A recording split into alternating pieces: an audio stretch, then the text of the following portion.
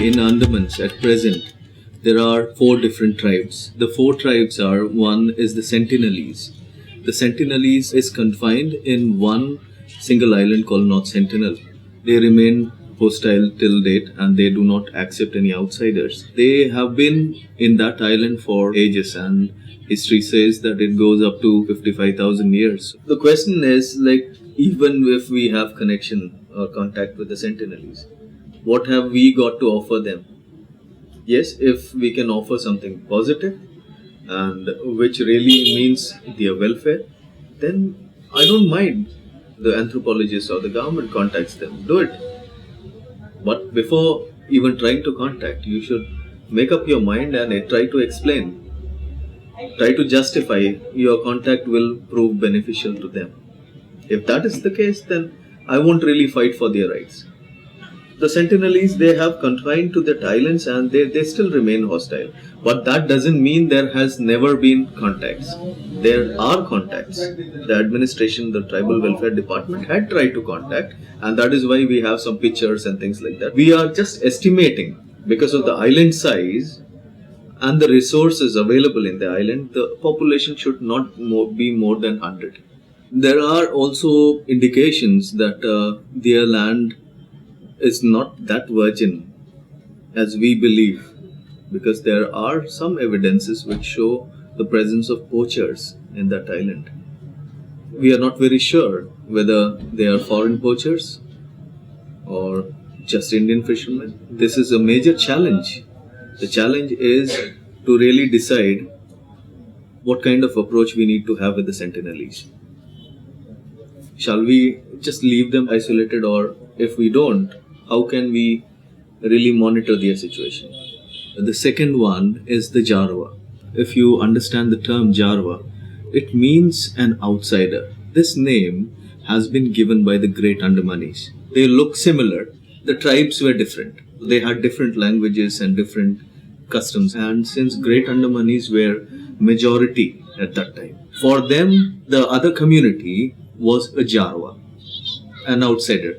When the British came and they almost took control over the Great Andamanis, so at that time what happened, they asked the Great Andamanis, what is this tribe? And they said Jarwa. So the name Jarwa continued. Actually, the name of the Jarwa community is Ang. It is quite unfortunate that in spite of knowing that the tribe is known as Ang, we continue to call them as Jarwa. The Jarwas are estimated to be around 415, and they are confined to some parts of South Andaman and some parts of Middle Andaman. This is not the original territory of the Jarwas. They were staying in some places in South Andaman. That is the only place where they used to live. It's like some Rutland Island and Vandoor. So when the Great Andamanis started dying off, the Jarwas started occupying their territory. They started going up to north of Andaman, and they stayed in that place, but then came back down, and finally they got settled in some parts of Middle Andaman, extending up to North and South Andaman. In Andaman, if at all there is some pristine forest remaining in which human habitations do exist, it is very difficult. Presence of humans and pristine forests, it doesn't match at all. But if at all there is a situation in Andamans where there is a presence of humans as well as pristine forests, it is only the Jarwas. They have maintained their own forest or their home since thousands of years, and it is intact. They do not really need to fell trees. They do not really believe in constructing big houses. They live with the nature. Still, after almost 100 or 200 years, we believe that in Andaman there is only two seasons, which is the summer and rainy season. Apart from that, we don't really try to understand the kind of islands and the different seasons in the islands. They have 3 or 4 seasons, which depends on the winds, the direction of the winds, the health of the animals. Wild boar is one of the staple food they have. But there is a situation wherein the wild boar, it loses all its fat and it becomes quite lean. So they understand this is not the period for hunting. So they look at fishing or collecting crabs or collecting roots or all those things. They manage their resources so well, there is never an over exploitation of resources. What we decided once upon a time is like we have to construct a road without even just thinking once the consequences of construction of this Andaman trunk road, which divides their home into two halves. It is not that the Jarvas did not protest. They did protest, but they were electrocuted. There were barbed wires in which electric current was given. They came and held it and people died, and even the Jarva shot so many laborers, road workers. They were also killed.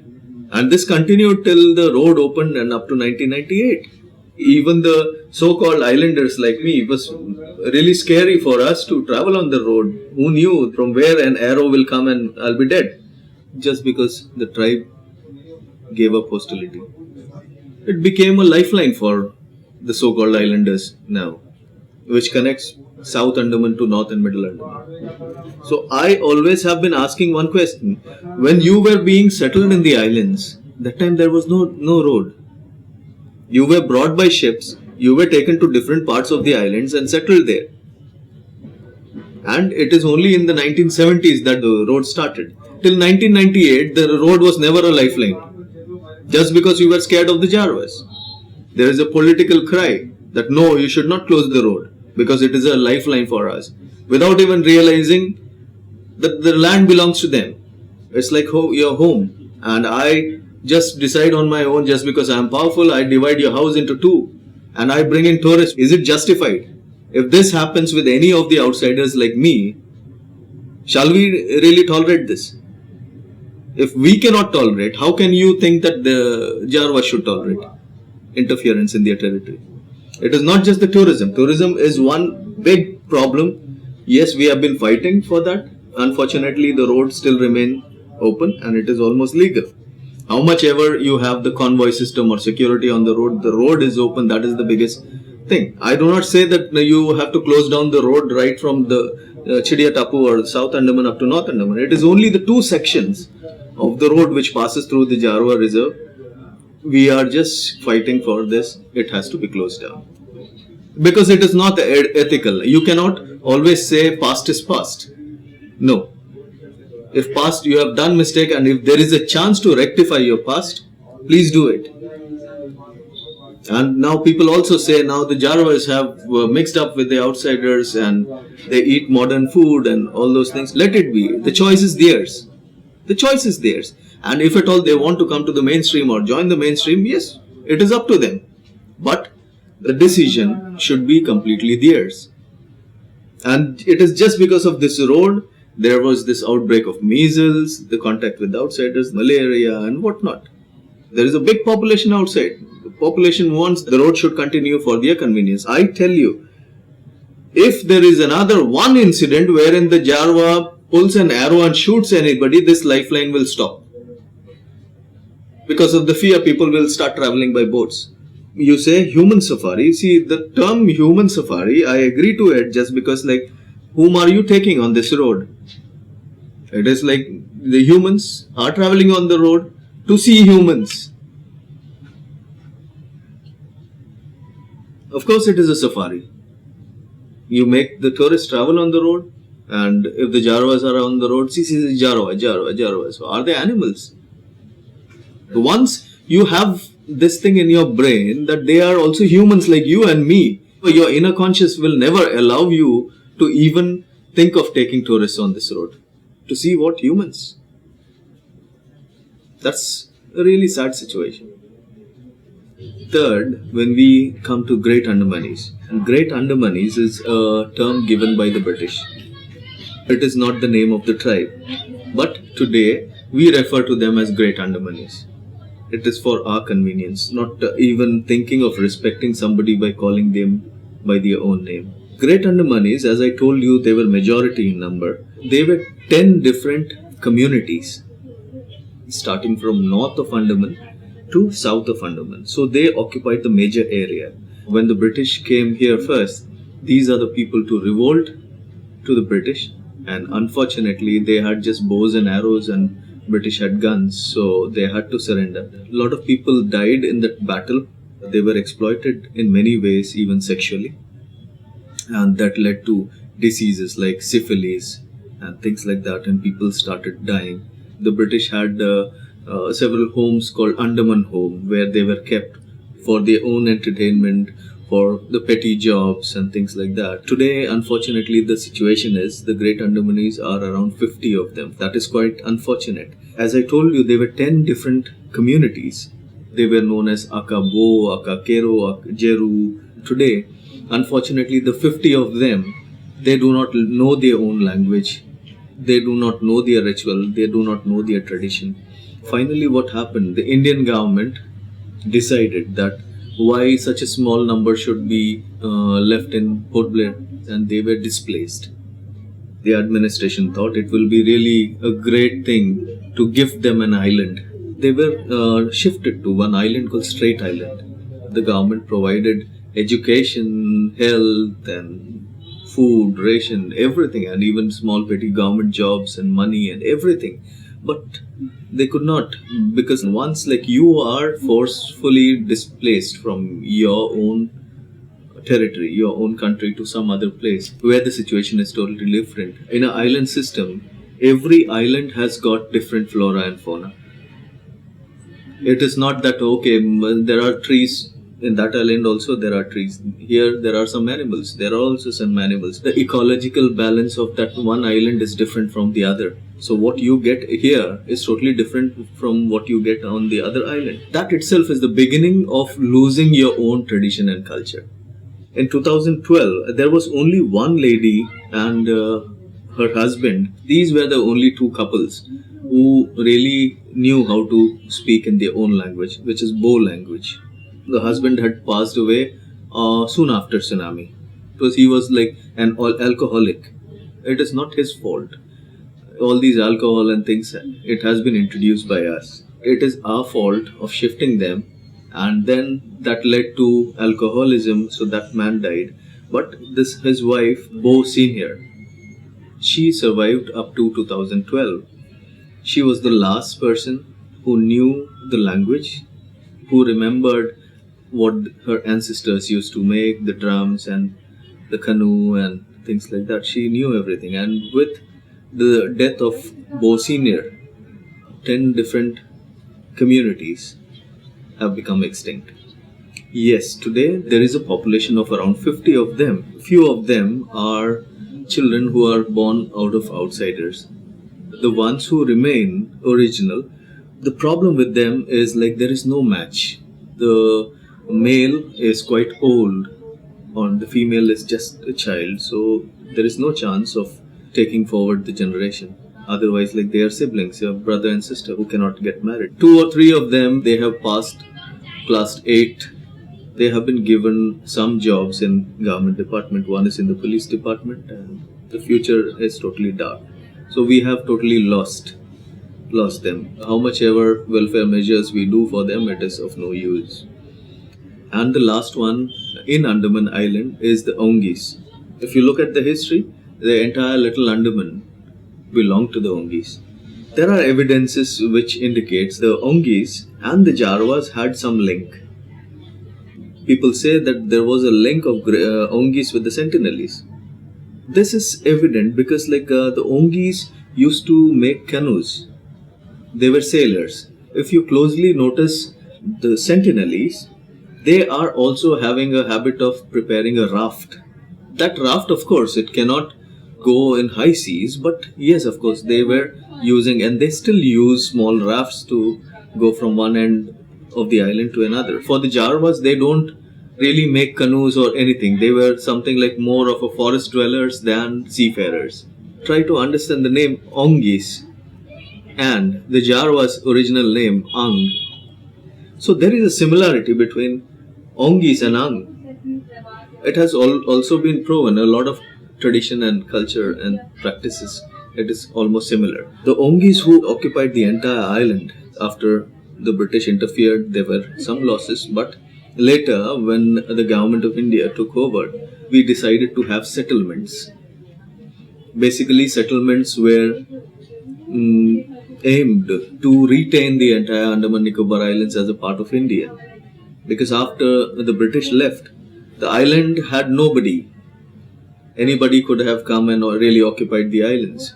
India decided we should have more population of Indians in the islands, because the only population we had was the aboriginal tribes, and secondly the penal convicts, those who were kept in Viper prison, then cellular jail, and then in penal settlement. There was hardly a population of 20,000 of penal settlers. Some ex-servicemen who had retired from the defense, they were brought and settled in Great Nicobar.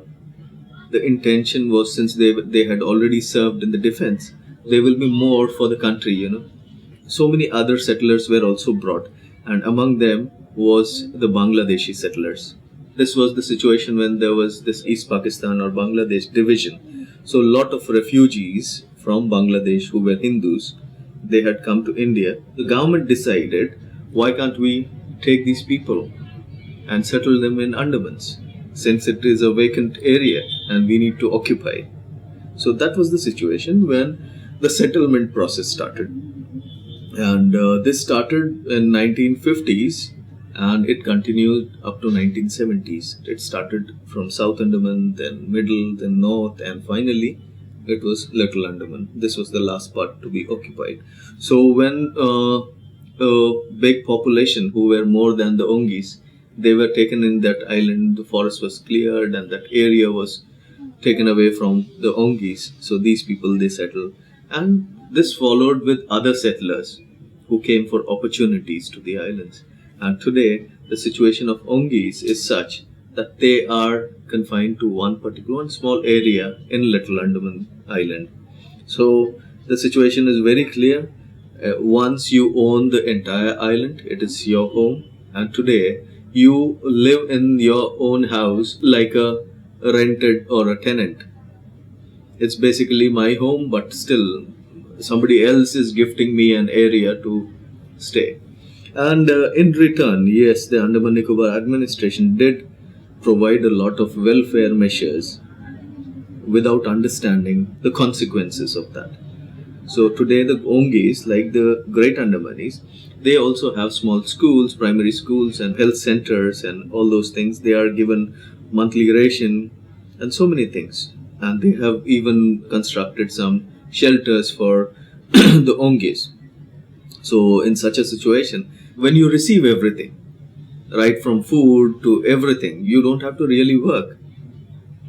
In a tribal situation, or especially the hunting and gathering community, it is like everyday work. You get up in the morning, nothing is stored in your house basically. So you go out, you hunt, whatever you get, you eat. And similarly, the ladies also, they go and gather some roots or honey or something like that. So every day it is like, to live, you have to work every day. It is like your practice, like your day-to-day activities. That is directly related to your tradition, your culture, your song, everything. It's related to hunting or gathering or fishing. There is a stock of food in your house. So you don't have to really go and hunt at all. You have a house. You don't have to construct your own house. So in this situation, what will happen? Automatically you will give up hunting, fishing and things like that. You start forgetting what your ancestors used to do. And that is directly related to extinction of your entire race. The only advantage of the Ongis, unlike the Great Andamanis, is that they are not mixed up with the outsider. That is the only advantage. Unfortunately, I came to know that they don't even remember how to make canoes. The younger generation, those who are sent to schools, they study history, science and so many things which belongs to India. But nothing is really taught about their own culture and tradition so that they can retain. In the situation of Ongis, you cannot deny that there is no alcoholism. There is alcoholism in the Ongis. A few years ago, there was a death of around 10 Ongi members. They got some mysterious fluid floating, which smelled like alcohol. So they all had merrymaking and it was a poison. 10 people died. It was almost 10% of the population died. So this clearly indicates that the Ongis are used to alcohol. There is nothing to hide. When I was like a kid, I used to travel because my relatives were there in Little Andaman. So I used to see the Ongis on the market near the jetty. They were boozed. They were drunk. When somebody is given everything, house, ration, money, health, education, you don't have to really do anything. So that itself means you are nothing. If somebody tells me you don't have to work at all, just sit here, I'll give you everything. For 1 or 2 or 3 days I can enjoy, but after that I'll realize that I'm a burden to this world. I don't really work for myself. Somebody is just feeding me. So that leads to an identity crisis. I will automatically start thinking, who am I then? If I don't have to really work, I'm forgetting my tradition and culture. I do not have to practice that. I'm no more a person who belongs to my jungle. So what is my identity? So that leads to losing the self-esteem. Today I can stand up and say I'm Dennis Giles. I'm so and so. I'm proud to say that. But if I'm provided everything and I don't have to say anything, there will be a situation wherein I may forget my name itself. Automatically, when you lose your self-esteem, respect in the society, that leads to, almost like suicidal condition. Tribes across the world, you might have noticed that either because of displacement or because of wrong policies, they are into alcoholism or they eat, and it's basically they are trying to kill themselves. You say that they come to the villagers. The land belongs here, it is their country. We have occupied and we have constructed our houses. Who are we to stop them from entering in our villages? Do they really understand the meaning of the boundary which we have in the revenue map? For them, it is their island. And we are restricting them. We have given a small patch of the island to them. And we protect them. Protecting from what? We have even restricted their movement in their own country. And after all these, you are complaining that they come to our house and take away things. Is it really justified? A friend of mine who had been to Little Andaman, she came back and she said there were even complaints where the settlers, they say that the Ongis are in a very bad condition and they don't have animals and resources in their jungle. So I asked her, please ask the person who is sympathizing with the Ongis, who is responsible for the depletion of resources in their jungle. When the Ongis are getting everything, right from food, education, everything, they don't really go and hunt. So how come the animals are decreasing in their area? Is it not you who are going and poaching in their area? Is it not you who are the culprit? And now you have sympathy for the Ongis, saying that they don't go to hunt because there are no animals.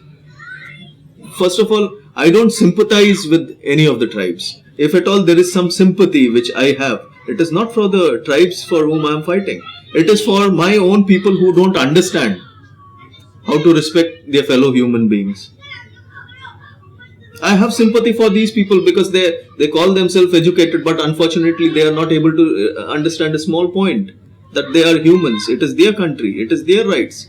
We don't have to challenge them. We don't have to take away their rights. Southernmost islands is the Nicobar Islands. In the Nicobars, you have first the Car Nicobar Island, which is the capital of Nicobar district. And then the Central Nicobars, which is a group of islands. And then the Great Nicobar. In the Nicobars, we have just termed them as Nicobaris. Technically speaking, the language of Car Nicobaris and the language of Central Nicobaris and even the language of Great Nicobaris, there is vast difference. They don't understand each other. And in the Central Nicobars, there are also different places where the language differs.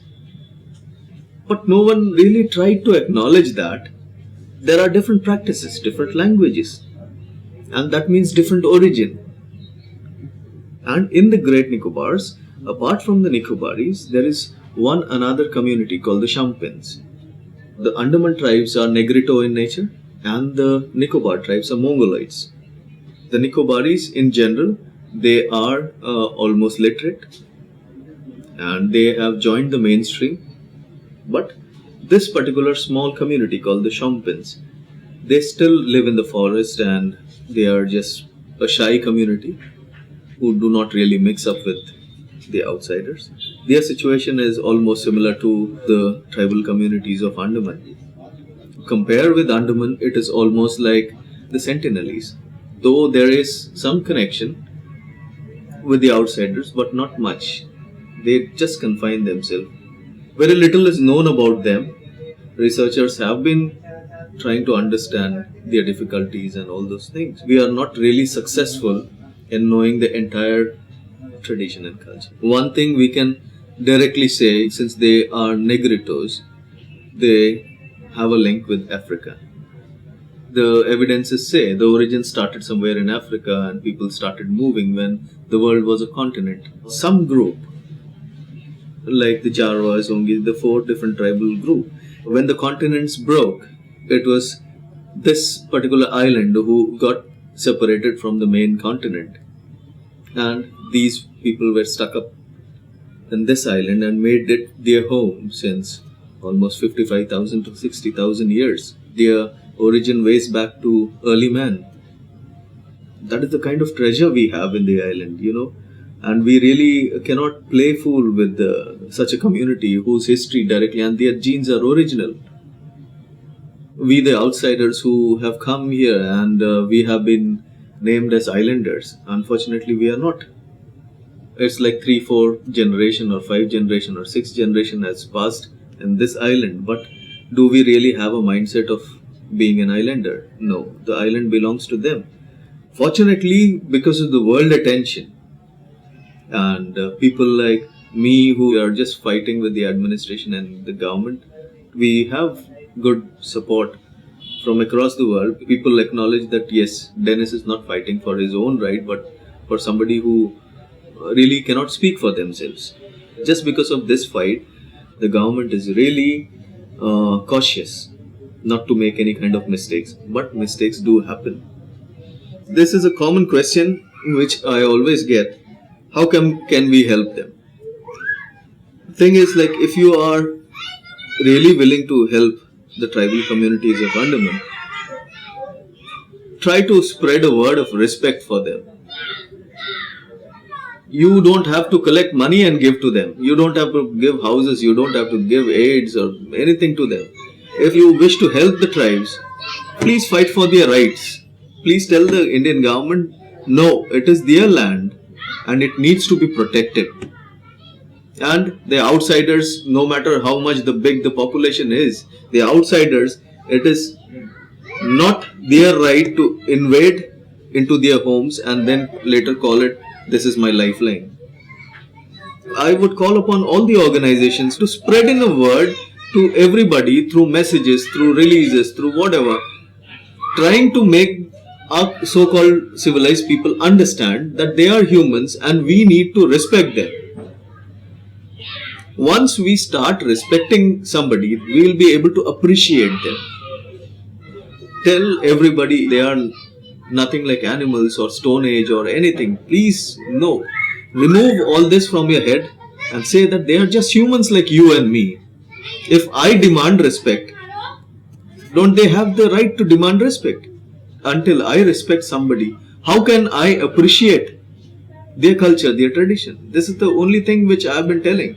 No, you don't have to collect money and give to the tribes. No. It is just tell your fellow human beings to respect. They are also human beings like you and me. If we want respect, they also want respect. A simple thing.